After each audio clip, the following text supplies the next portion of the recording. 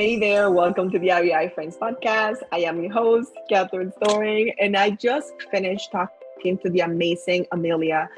She's unbelievable. She shares so much about her journey, how she got started, and how her as a regular person, meaning not independently wealthy, not born into real estate investing, is doing amazingly, doing what she loves in a way that resonates with her and everybody else that watches her really.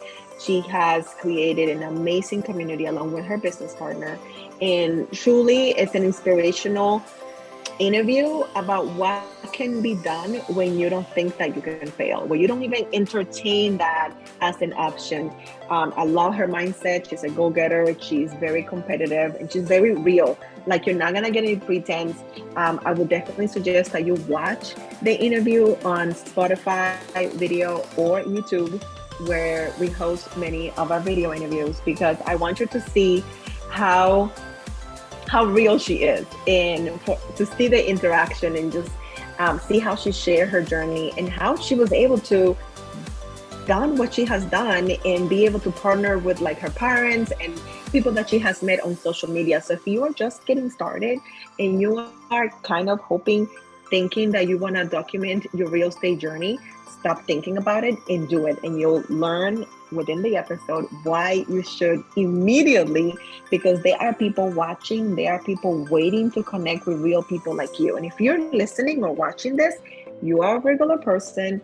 And even if you're weird, there are many weird like you people out there waiting to hear how you got started and how you did it. So as usual, make sure that you're subscribed so you don't miss any of our weekly episodes about how regular people start the real estate investing journey and how they are changing their own world. So let's get right to the interview. Hi, Amelia. Welcome to the REI Friends podcast. How are you? I am so good, Kat. Thank you so much for having me. I'm really excited to be on the show. And not only that, but we get to meet in person in a few short months as well at the Orlando Wire Retreat in November. So I cannot wait for that. It's going to be so much fun. Oh my God, I'm so excited. I'm fangirling for sure. So I know that I'll be like screaming and jumping up and down when I meet you. So it's going to be awesome. Oh, I'm not that cool, trust me. So Oh, I think you're pretty cool. And I think everybody's going to find out who in just a minute. Can you tell people that don't know who you are a little bit about yourself? Sure. So I'm 30 years old and I'm based out of Des Moines, Iowa. I've been investing in buy and hold rentals since October of 2020 when I purchased my first triplex. And since then, I've quit my full-time job and gone full-time in real estate. And I now have a little over 30 units, which are a mix of small multifamily, medium-sized multifamily, midterm rentals. And I just recently started my first ever short-term rental. So I definitely have shiny object syndrome, but I love it. Hence why I think you're cool. I think you just proved my point right now. Oh, geez. And you are so young. That's amazing. So let's just get right on it. I kind of remember a little bit from your Bigger Pockets interview. If you guys have not seen it, you got to go check it out because it was really cool. But how did you start? Like, what was the catalyst for you before you did that first unit? And I know how you did it, but you can recap that for people that haven't heard that. What was the catalyst for you to go from 0 units to start that first one? Yeah. So I started my buy and hold journey, like I said, in October of 2020. But prior to that, I had actually flipped a house with my parents, which took years of convincing for them to go in on this project with me. And while we were doing it, I kind of thought, if I can make an extra $20,000 a year or whatever from these flips, like that's going to be awesome to supplement my full-time income. But I've always kind of been someone that wanted to be self-employed. And so once I realized that, hey, I can buy rentals instead of doing flips, and then I can use that monthly rental income to supplement my full-time income, there was kind of a switch there. So when we sold that flip, probably 2 months later, I used my portion of the proceeds to put a down payment on a triplex. And then a couple months after that, I bought a quadplex, and it just kind of snowballed from there, I guess, because once I realized that real estate investing was my way out of the rat race and 9 to 5, I was all in. Wow, that is so, so good. So you always knew that a regular job was not for you, and you knew. So did you know the real estate was the way? You have heard from other people? Like, how do you know that that was the one thing that you were going to try to make that extra money? Such a good question. I don't quite remember like exactly when I was like, oh, real estate is going to be it. I just like my mom and I had always watched HGTV and Yeah. like all of the flipping shows, and like I think I had casually started to follow a few Instagram accounts that were doing real estate. Um, just, not as many, nearly as many as I follow now, but I just had a few like women specifically that I love to like watch their journey. And I was kind of just like, wow, why can't I do that? Like, I'm kind of handy, like, it looks like they're making money. And so I'd been actually, I had dabbled in bigger pockets for like a few Mm, years, just kind of like looking to see what they had to offer, but I was never like engrossed in it like some people get. And I think that actually kind of helped me because some people research so much that they get mhm. analysis paralysis. And for me, it was like I knew enough to be like dangerous, but I wasn't concerned with like knowing it all before I got started. That is so good. And I think that's why representation matters, because there's so many men doing it, right? But you're like, you were following some women Mhm. sharing their journey. And those are the accounts that I follow, people that I can relate to, and people that are not so big that it's overwhelming to think of how did they get started? Would I ever get to that size, you know? Absolutely. Yeah, these were some smaller accounts that probably had less than 5,000 followers, but they were just so relatable. They were just very like showing the day to day of what was going on, and they looked like they were having a lot of fun doing it. So I was like, oh my gosh, I want to do that too. So That yeah. is so good. That's awesome. So you mentioned that you used the proceeds of the first flip with your parents to buy your first triplex. So for those that don't know the magic of Iowa, how much did it cost you? How much you had to go in to get that triplex in Iowa? Yeah, that's a great point. I think that's a part of my story that is going to help this make sense is like I originally started investing in my hometown, which is only about 5,000 people. So it's definitely very rural. And so the price there is a lot cheaper than you're going to find throughout the rest of the US. But my first triplex, I purchased it for $78,000. So and I cash flow after all expenses and everything a little over like $800 a month. So I'm very happy with that. And then the quadplex I purchased actually from the same owner as the triplex. And I purchased that for 135, and I cash flow a little over, I think, $1,000 a month off of that. So very quickly after I started my investing journey, I was cash flowing close to $2,000 a month, which I was only making $50,000 a year on my full-time salary. So like I was very quickly making almost as much as I was from my full-time job. So Right. I think I can hear people moving to Iowa as they're listening. yeah, it's funny because everyone says that, but I think I had a significant advantage in this small town because I was obviously from there. I think that rural investing can be very lucrative, but at the same time, it's a special breed. You have to know the market really well and know people in that market to be successful there. I wouldn't necessarily encourage somebody from California or Florida or wherever to invest in a town of 5,000 people in the middle of nowhere, Iowa. You know what I'm saying? So Right. Yeah. Yeah. Yeah. Especially with our partners, because I see how you have been very prolific about telling people, hey, I got this project. Do you want to go in with me? Which is so good. So, how have partnerships transformed or changed your business? yes, I love this. And I'm so glad we're touching on it because so I purchased my first 7 doors solo, and then my parents saw it. Oh my gosh, you're very successful at this. We're getting ready to retire and we're looking for some additional Mm, income in our retirement. And so they partnered with me on our next 8 doors. And so they brought, 50% of the funds, sometimes 100% of the funds, depending on the deal. But now we're both cash flowing off of the properties we own together around 2,000 each a month. So that's great.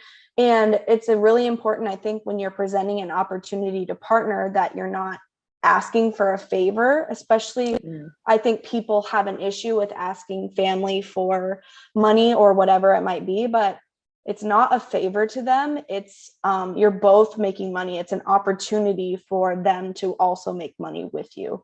So I think that's really important. And I really like to be candid about the fact that I have partnered with my parents on a few deals, because that's just my journey. And that's, that's part of it. So yeah. And that is, I think it's important to mention that you did the first flip with them. So I think if that flip hadn't gone as well as it did, not only monetarily, but working with you, because they know you their whole lives, right? But they don't know Amelia, the businesswoman. So they got to see another side of you. And I think when they saw that you did that 7-unit deal and they had the experience of the first flip, that they were like, okay, this girl knows what she's doing. We need to partner with her. So I think that even works to your advantage, because I think family members are harder to convince to work with us than somebody off the street. That's such a good point, because my parents, like I said, took probably 2 years to convince them to go in on a flip with me. Even though they know I'm very responsible with money and whatnot, but yeah, it took a long time. So it wasn't like an overnight thing. And my parents, I would not consider them overly wealthy either. I mean, they both worked full-time jobs and have a decent retirement saved up, but they're not mega rich. They're just your average Iowa mom and dad that worked their full-time jobs for 45 years and then retired. So yeah, that's such good. So I do want to talk about that, because people listening might be thinking that, I love that you said you were only making about 50K a year at the time. So you're not independently wealthy, neither are your parents, and yet you are where you are today. So what do you attribute the fact that you have been successful so far? Is it that you try, and did you think you were gonna succeed, or you didn't even think about it, you just were doing? Like, what was your thinking? yeah, so two parts to that. One is I've always been very money minded. I was like the little kid that was like counting their piggy bank every single week, like even though the amount probably changed like 50 cents to $1, but like I've always been really good with money. I always like budgeted, and I was completely consumer debt free when I went into investing. So I had already paid off 30,000 in student loans, and I had a paid off car. So I did not have any debt, which I think made it easier to make the jump into real estate investing. And real estate is all about numbers. So it was like right up my alley. I was like, okay, great. I can make money doing this. But the second part of that question is, a failure is never an option for me. Like I'm very competitive. I played sports my entire life growing up. And I always strive to succeed. So the thought never really crossed my mind, like, you're going to fail at this. I just knew that one way or the other, I was going to be successful. And I think that's important if you're wanting to start investing in real estate, is, are you creative and are you a problem solver? Because problems are going to come up, and it's how you handle those problems and work around them to, come to a resolution. That's really, really important. Yeah, that's so good. So I think it's like drawing from your own experience and probably previous career, or how you handle yourself in situations will determine how well or not so well you do in real estate. That is so good. So earlier you mentioned that you have shiny object syndrome, which I think has worked to your advantage. So is that how you discover MTR? Yeah, so MTR, I had kind of heard about it just watching people on Instagram. I knew that like travel nurse housing was a thing. And so when I purchased an 11 unit in Des Moines with a partner that I met through Instagram, we had, I think, 1 or 2 empty units at the time. And I talked through with them. I'm like, hey, this is only 2 miles from all of the downtown hospitals. Let's give it a shot. I can furnish it for a couple $1,000s. And let's see if we can be successful with this, because we can charge twice as much for rent. And so we started with 1 unit, and I filled it immediately within a couple days of listing it. And then we listed another unit and the same thing happened. And so at this point, 6 of the 11 units are midterm rentals, and they've been full nonstop.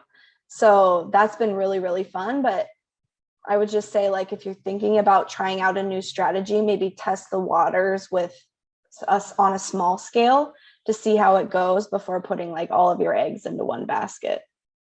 Yeah, I totally agree with that. And I think when you say that staying nimble in terms of your strategy for investing has served you well, because it seems like you're pretty diversified right now, instead of like saying I'm just going to do buy and hold and not look at anything else, because now you did midterm rentals and continue to do different things.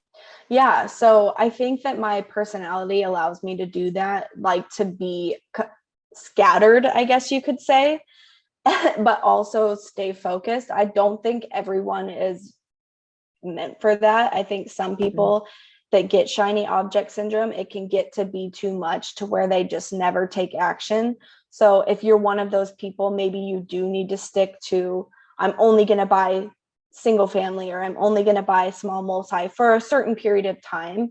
And then once you get comfortable with that, you can move forward. But for me, I'm someone that gets bored easily. So I needed that like diversity to be able to do that different things. So not only do I do buy and holds, you know, all sorts of buy and holds, but I also still do some flipping every now and then too. So I also do flipping as well, which some people, you know, is one or the other, but for me, it's however I can make money. That is so good. So knowing what I know about you, I know at some point you were using the money from the flip to fund the other deals. But at some point, since you're not independently wealthy yet, you run out of money. Like, what gave you the mindset or even the right to think, okay, I can stop investing or I can find money somewhere? Like, where did that come from? Such a good question. I think it was just, I think it was honestly just from watching other people do it on Instagram again and thinking, well, why can't I do that same thing? You know, I know my stuff. There's people that have messaged me on Instagram specifically and asked how they can partner with me. So when this 11 unit deal came up, which was my first partnership outside of my parents, I posted it on social media and I got these amazing partners that came with the full down payment, and they trusted me because they'd been following my journey for a while. And so even though they didn't know me personally and we just had like some casual message conversations, they felt like they really knew me because of how I had been showing up on social media until that point and showing really behind the scenes of what my journey looks like. So wow, that is amazing. So you were inspired by other people that were sharing their journey organically, and I love the fact that you do it your own way. You're not, doesn't feel like you're copying anyone. You're showing up as you are, which I totally love.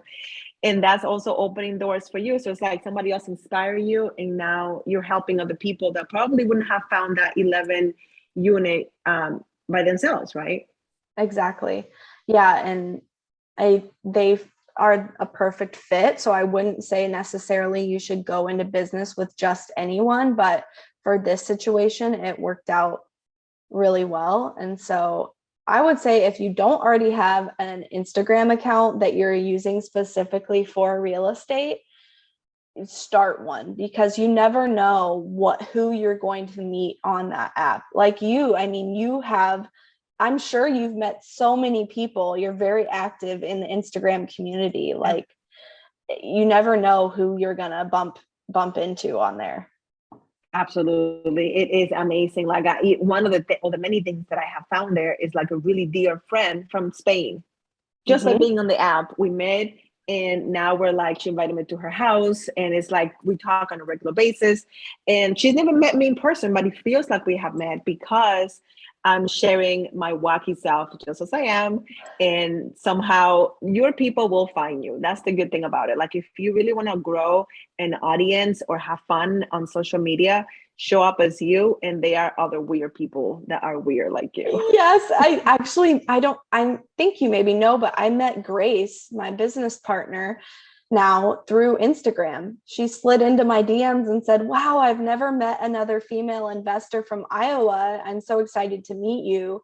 And now we're best friends and we talk every single day, and we have the Wire community together, and we've hosted retreats together, and it's just been amazing. And it's like, I was so nervous to start my Instagram account because I didn't think anyone would care what I had to say. And I'm so glad that I did.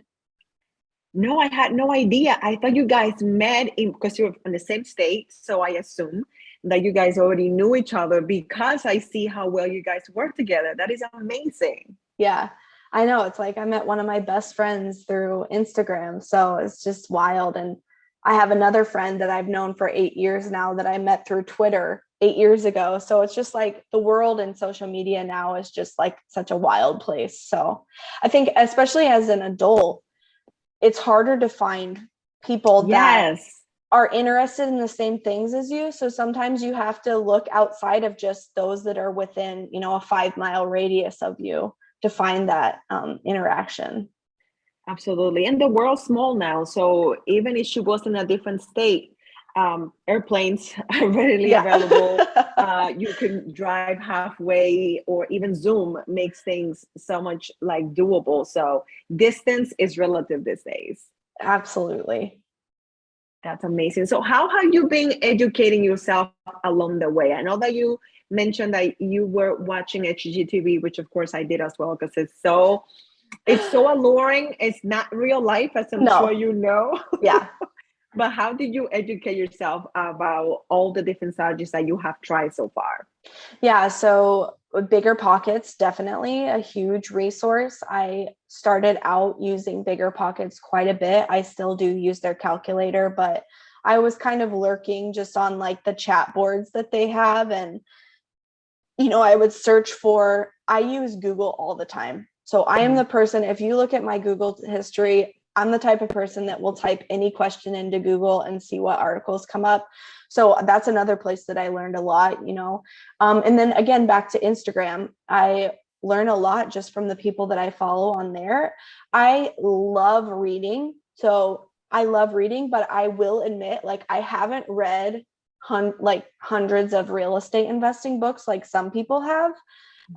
Which again, I think almost helps me a little bit, because I don't have that analysis paralysis where some people use reading all these books as a way to not actually take action. They think that they're taking action through learning, but truthfully, you will learn so much more just by buying your first property.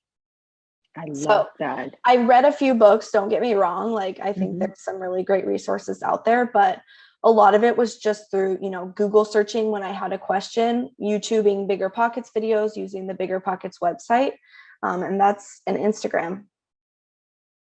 That is so good. That is so good. So going back to the beginning, right, and meeting Grace, how and why did you guys, what is Wired and why did you guys decide to start it?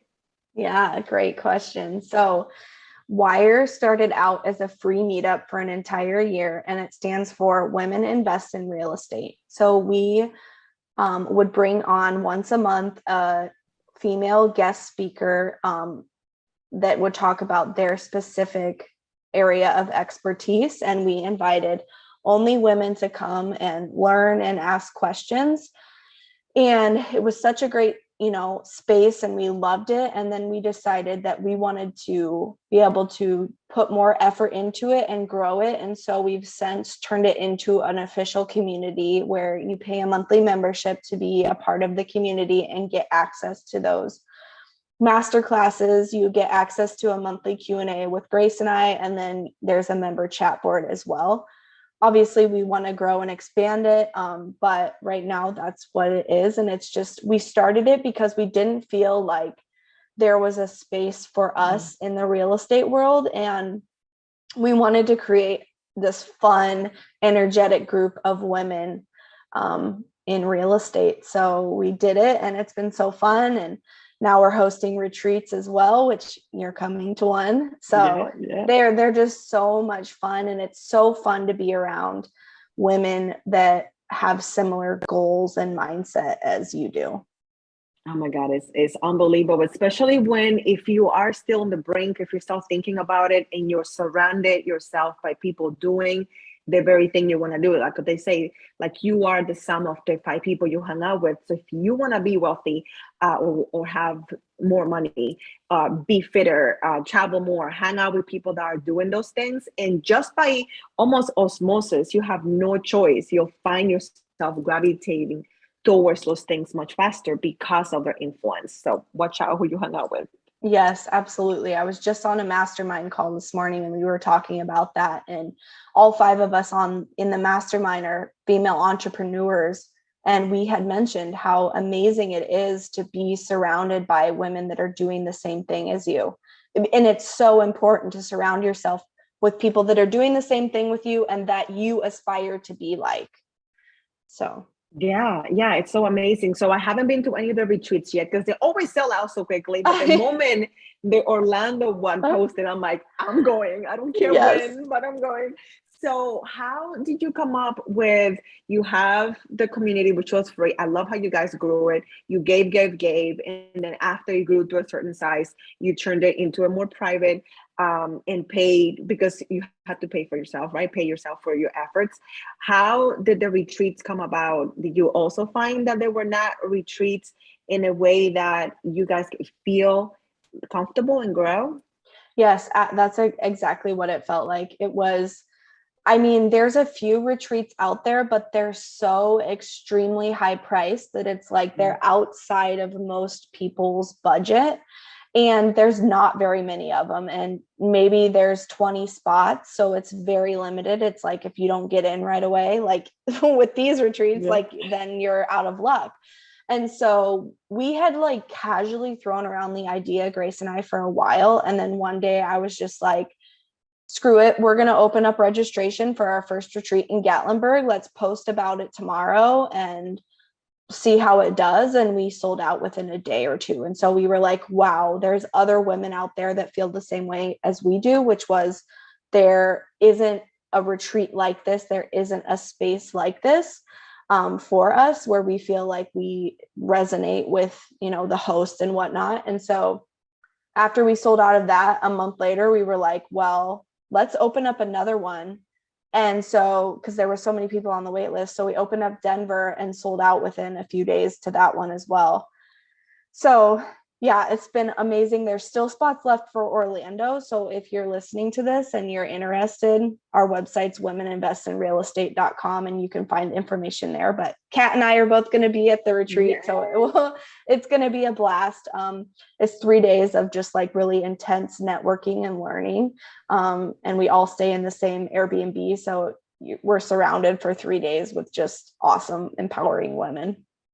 Yeah, it's total immersion. And I love following the Wire Instagram account because I've seen snippets and how different it is. It's not your typical classroom, boring, run-of-the-mill retreat. It really is one of a kind. I've been to retreats before. I haven't seen anything like it. And not because I'm going, but I've seen in the quality of the people because I have been like stalking each one of them, and I kind of know from the Facebook group the kind of women that go there, and seeing the quality of the people that you guys attract, I know that the conversations must be amazing.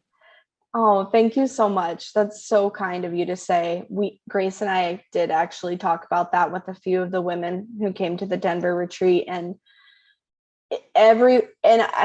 this is weird to say about Grace and I, but I feel like we do attract very genuine, kind, willing to share women. And there was no clicks. It's such an amazing environment. I just love it so much. It gives me so much like energy to host those retreats, and everyone is so great that comes. So yeah, if you're looking for an immersive weekend with women in real estate, this retreat is definitely it.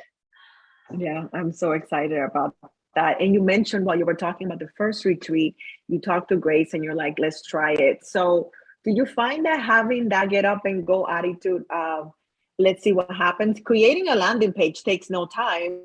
If nobody signs up, nobody signs up. So Like, is that like the mindset? Let's just see what happens. Absolutely. Yeah. And Grace, after the fact, a few months later, she told me, I was so nervous. Like, I thought you were crazy, but I'm so glad, like, we balance each other out. And so she was like, I'm so glad that you were just like, F it, we're going to do it. Like, we're going to post about it. And we didn't even have a landing page. We were literally posted about it on Instagram and maybe in our Facebook group and said, like, Venmo us if you want to come. Like, here's what's going to be included. So it was like totally unofficial. But again, there's such a need, I think, for these type of events, because they're very different than like a convention, because it's a convention has thousands of people. This is very like one-on-one, 20 women maximum, all in the same house. Like, it's very an intimate setting. So yeah, it was crazy, but I think that's just how I operate. And some people aren't like that, but I think it definitely suits me as an entrepreneur to just say, let's try it. If it doesn't work out, we're not out any money. Like, what's the worst that happens? Nobody signs up. So. Right. And I love it. Well, as you were describing that, I was thinking, what if somebody in their work, like E or somebody, were to like follow those women or record the retreat for everybody to see, like Big Brother or something? I think it would be pretty funny and pretty interesting. Yeah, definitely. Maybe when we're at the retreat, you can do a live interview with some of the women. Oh my God, I would love to. I am the camera lady. So yeah, that would be so cool. I think giving people a glimpse of what's available, I think it's huge, because sometimes, like you said, clicks, they are people that make it so exclusive. And I think this community is more inclusive, and I love the generosity. There's no fear of you're gonna steal my stuff. And maybe I wonder how you guys come up with the idea of having these monthly trainings that are included now with a membership, like tonight, and you guys can watch the replay, but tonight's about hard money lending, which is awesome. How do you guys, like, do you reach out to people that you knew, or you just thought, we have the community, you wanted to add another element? Yeah, so that I think is definitely what it was. So before, when we were doing those for free and building our community at that time, part of it was some people that we knew, and part of it was just like, hey, I don't know anything about hard money lending, for example. So let's go out and find somebody that knows a lot about hard money lending, because we want to learn about it too, and bring them on and give them an opportunity to teach our community and teach us and ask questions. So we really love providing that value to our members, and we get to learn at the same time. So it's a win-win. But yeah, I mean, we just cold reached out to some people and said, hey, we have this community, like, would you be willing to come on and share what you know? And it was all women. And so all of them have been amazing and very generous and willing to share, what they know and share their time. So it's been wonderful. Yeah, I think there's definitely a lesson there to reaching out to people. You never know. And I always say asking is free, literally. The worst they can say, it's not even no. The worst they can say is nothing. And you're not gonna die if you notice that they saw the message and they did not respond. Oh well, not a big deal. Yep, absolutely. I always think in terms of worst case scenario. It's just the way my brain works. So I think, well, worst case scenario, if they say no, or if they don't respond, or if nobody signs up for the retreat, or whatever the case may be, like, is it really that bad? And so that kind of helps me be able to move forward with some of that stuff, because if the worst case is not that bad, then what's holding me back? Right. That is so good. So today you're sitting, you have this awesome portfolio, you get to work with your parents and your best friends. What if you could tell younger Amelia something that you have learned now since you started real estate investing? What would you tell her? Like, what would you have liked to know then that you know now? So if I could tell young Amelia one thing, it would be to house hack right out of college, because I never house hacked. That's one of the strategies I've never employed. I live with my boyfriend who owns our primary residence, but you can exponentially grow your wealth and cut your expenses by house hacking. So now that I'm older, I have shifted my mindset into, instead of buying liabilities, I want to buy assets. So your first house, if it's a multifamily or whatever else, turn that into, an asset. So it gets rid of your monthly mortgage or whatever that might be, because that really is a great way to be on the fast track to financial independence. Absolutely. I love that. I think I would say the same thing to myself, because I remember when I was married, my father told me, "Oh, well, why are you guys buying one, a single family?" And I was like, "No, I will never buy multifamily," right? And then of course now I'm like, he was right. I know. And that's the thing. That's such good advice, because my parents were not in real estate whatsoever. And so I never got that advice. So I'm like, man, I want to like go to college classes and like tell them, hey, when you get out and you get your first job and you can qualify for a mortgage, house hack, because it truly is such a great way to grow your wealth. Absolutely. So any schools that are listening right now, Amelia is available. You can match her fee and invite her to talk to the class and learn about.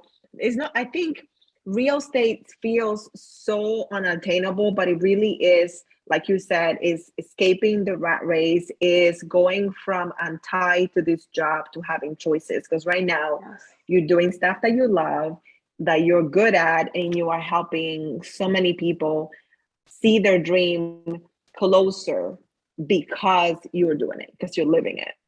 Yeah. And I think honestly, like, even if you don't, like you said, it gives you choices. So even if you don't want to quit your job, or even if you don't want to do real estate full time, even if you build a portfolio of, let's say, 5 doors or 5 houses, when you're ready to retire in 30 years or however long, think about, if those properties are paid off, how much value that adds to your retirement portfolio. So I think real estate is such a good way to just diversify your investment portfolio also. So even if you're not going full time with it, don't write it off as a way to make money. Absolutely. Absolutely. And people always need a place to live. They'll always and forever need a place to live, especially if it's clean, it's convenient to them, and you take care of it. People will want to gravitate towards your properties because they know the type of person that you are and how well kept your properties are. So it's win-win for everybody. Yes, definitely. Great point. So good. So what are you doing these days? What do you have cooking? How can people connect with you, and what do you have that you want to invite people to connect with? Yeah. So I am currently working on, I haven't had any like active rehab projects for a while. So I'm really excited because I have a very rehab intensive triplex under contract that should close here at the end of summer, around August.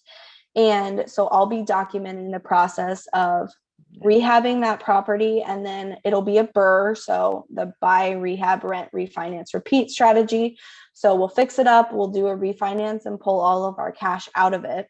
So follow me on Instagram to go through that whole process with me. My Instagram is Amelia Jo REI.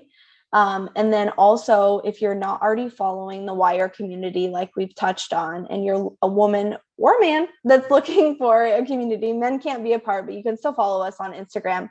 It's wire.community, and that's WIRE with 2 I's, or our website, Women Invest in Real Estate. You can find us there too. So that is so good. And I'm glad that you mentioned that you are in the process of acquiring another property. How are you doing that without freaking out or listening to the people that are saying that, the sky is falling or you missed the boat with real estate investing? Yeah, I never give too much thought to that because the market always goes up and down. And this specific property I'm buying on seller financing. So the owner is an older man who owns the property free and clear. So we've agreed that he's going to finance it to begin with until we can get it rehabbed and do the refinance.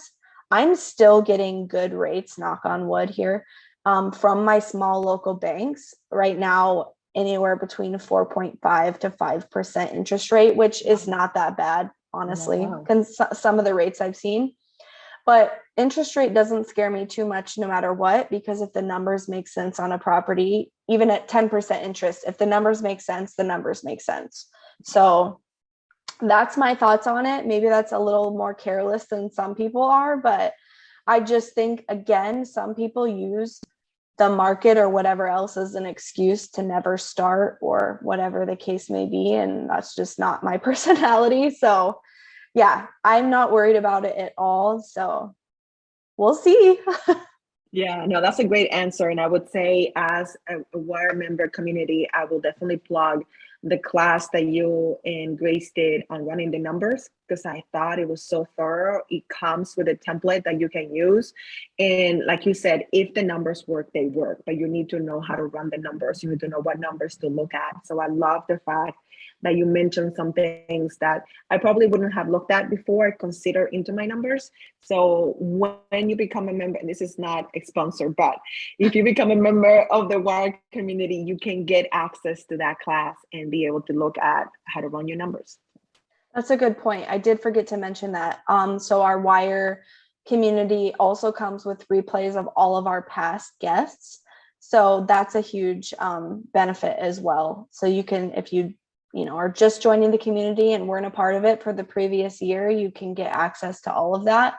And it's $17 a month to be a part of the community, which in my opinion, more than pays for itself in just the one monthly masterclass that you get with an industry expert. Like we said, it's hard money lending this month. And so if you want to learn about that, this is a great opportunity for that. Absolutely. I have met several people already from the community that have been on the podcast that have actually added value to me, local value, just by connecting with them in the community. So for sure, if you're looking for, it's kind of hard to meet people when you're a grown up. So if you're a woman and you want to meet people, I would say the community, it's a great way to do that. Absolutely. Anything that you wanted to talk about that I didn't ask you about? I don't think so. I think this was pretty thorough. Yeah, it's just, I guess one last thing is Grace and I are actually starting our own podcast. So maybe, yeah, so it's launching July 11th. So I'm not sure when this episode will come out, but it is just going to be titled Women Invest in Real Estate. And it's going to be a more of a day-to-day look inside the life of a full-time female real estate investor. So we pre-filmed a few episodes and we are so excited for it to launch. So if you're listening to this and it's after July 11th, go check us out, the Women Invest in Real Estate podcast. Absolutely. So what we'll do is we'll put the link in the show notes so they can definitely register, because we are usually a few weeks behind. So that's so exciting. Congratulations. Thank you. We've been talking about it for over a year. And we're finally just like, let's just do it. What's the worst that's going to happen? Nobody's going to listen. So yeah, we're excited. It's very exciting. And you never know who listens. There's so many people that don't like it, don't share it, don't write anything, don't ever tell you, but they're listening. I have heard from people that I haven't seen in months. And I saw somebody at the grocery store the other day and they were like, I saw this video about such and such. And I'm like, what? Like a random video. These people, they did not comment, they did not do anything, but they're watching everything I'm doing. So kudos to you guys for doing it, because many people, I think there's more people that watch and benefit that don't say anything than the ones that actually reach out and let you know that they love it. Yeah. And I think in the social media world, we're always so worried about, number of followers and however many people are watching. But truthfully, if you can reach one person and it really resonates with them, shouldn't that be good enough? If you can really make a difference to one person, that's enough. So yeah, absolutely. That's how I know who's gonna be a good guest. If somebody's asking me those numbers, first of all, they might not be a good fit, and two, that's none of your business. So I don't share that because I'm not worried about it. I really am encouraging myself and other people. And I know it's a process. And even though the numbers are good, I am not ready to share just because I want to concentrate on the people that I get to promote, and that's important to me because they're adding value to me. So I know you guys will do well. You already have an audience that is excited about pretty much everything you guys do, even to the little stickers, which are so adorable. Oh, geez. Yeah, those are fun. Those were in a passion project again, where we just decided on a whim to just do it. So Yeah, you try. If you don't try, you don't know. So I think you guys are learning so much because you're willing to go through that uncomfortable period of it, will it or want it, and then it does, and then it's great. So absolutely. that's awesome. This has been great. Time always flies so fast. Thank you so much for, I know you're very busy. Thank you for your time. I am pretty sure that people would love to connect with you. We'll have all your links on the show notes. Thank you so much for what you're doing. You definitely inspire me, and I know that you'll be inspiring everyone that's listening or watching this episode. Thank you again so much. This was really fun. My pleasure. So guys, if you're not following Amelia, please go ahead and do so, because as you learn, she has stepped out of her comfort zone and doing so many things that are encouraging me and everybody else that she gets to get in contact with. So if you have been learning, like she said, and not doing, this is the perfect time to start, no matter what anybody else says. Remember to subscribe so you don't miss any of the episodes of the REI Friends podcast. See you next week. Bye.